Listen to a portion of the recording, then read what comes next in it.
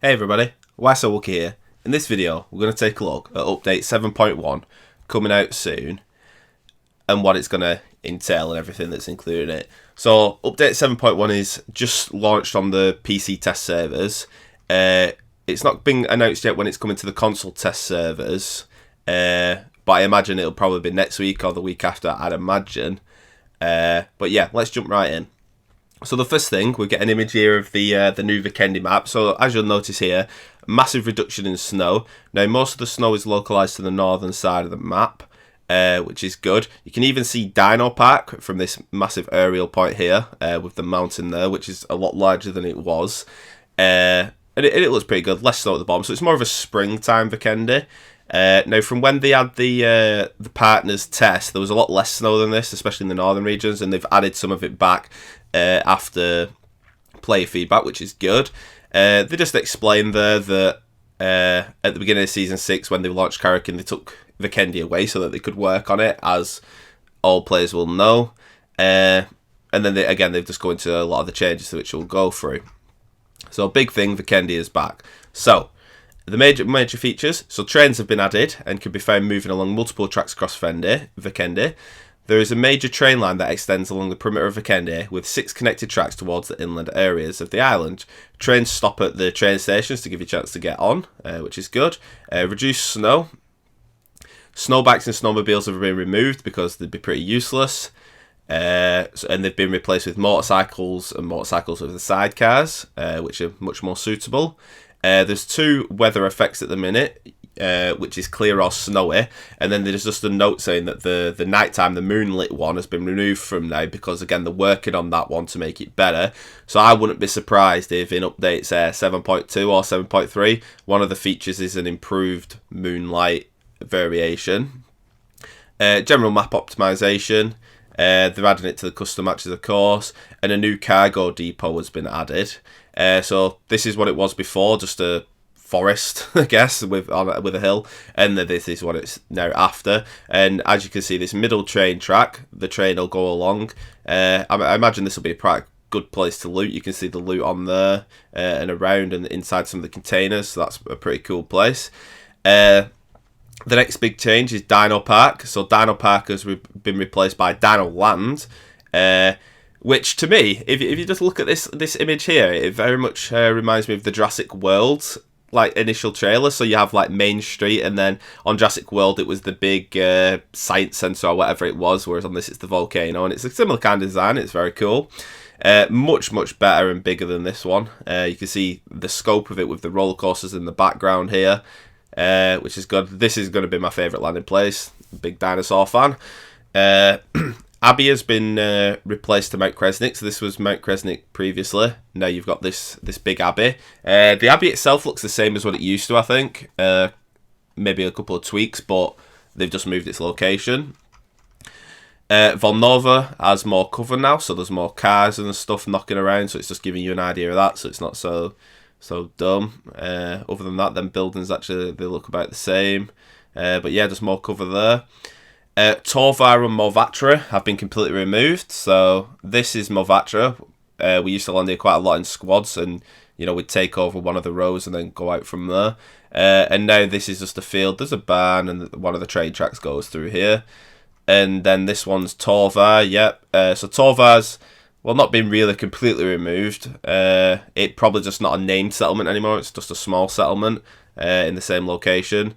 But the verticality has changed as well, because that hill, is that the same hill? I think that's the same hill. So a bit further out from the hill now is the settlement, whereas it was right on the hill previously. But yeah, that's fine.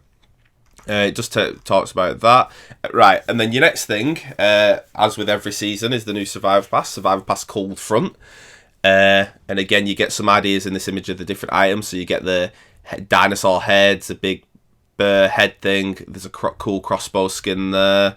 Level 3 helmet there. It says My Baby Bear on it. You've got a barrel skin there, which is quite basic but nice. It's black with a bit of silver on it, which is cool.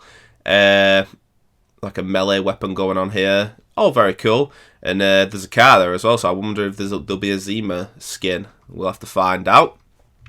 So community missions, again, with the previous 2 seasons, We've had a thing basically where you collect these CDs on the floor, either a disc piece, a broken disc, or an old DVD, and they get different points. Every 50 points you get 2,000 XP, so it's worth doing it. It don't take up any bag space. And then we unlock different things. So it says basically all players can contribute to unlock videos, which goes through the lore of the map, and skins. So one video, 4 skins can be unlocked by accomplishing the community missions, which is pretty cool. And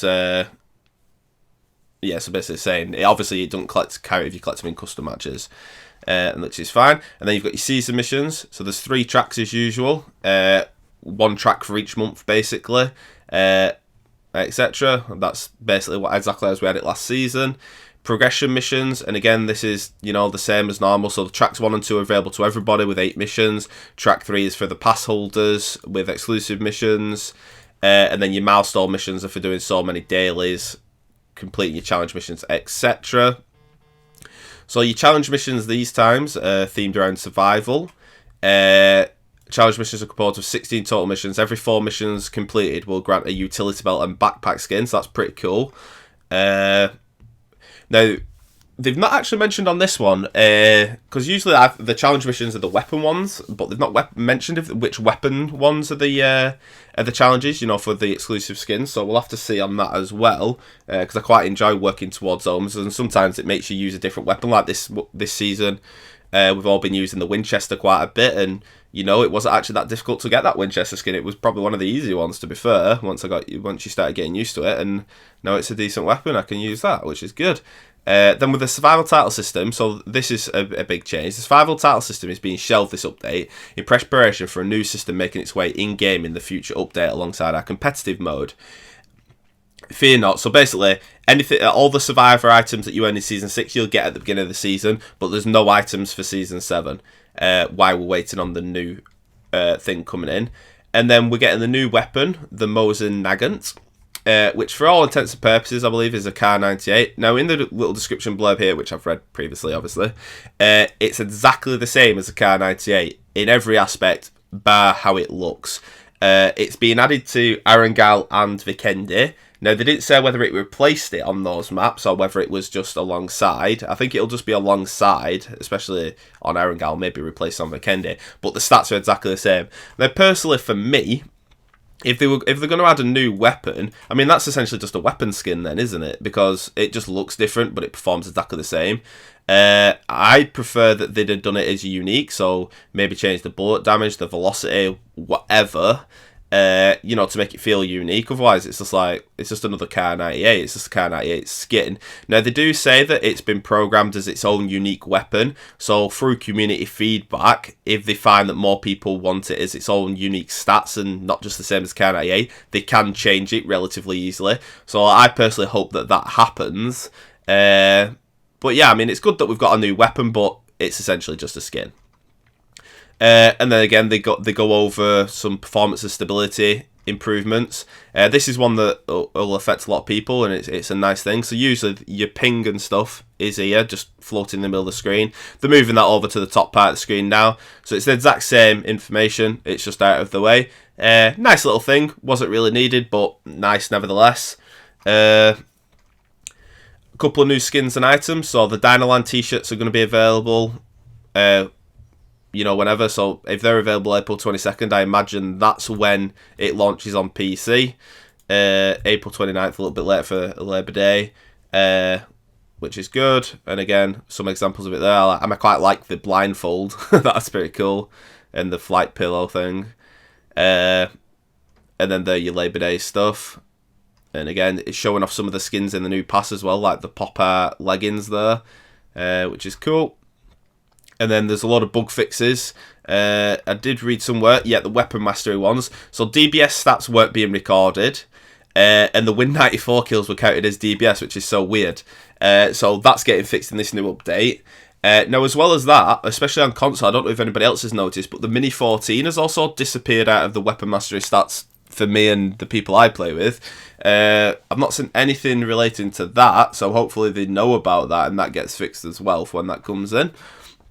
And that's it. That's everything that we're getting in update 7.1. So just to recap, so we're getting Vikendi's back with all its trains, less snow and all that kind of goodness, and reworked map. We're getting the new weapon, the Mosin-Nagant, and Survivor Pass Cold Front. They're the major things coming from update 7.1.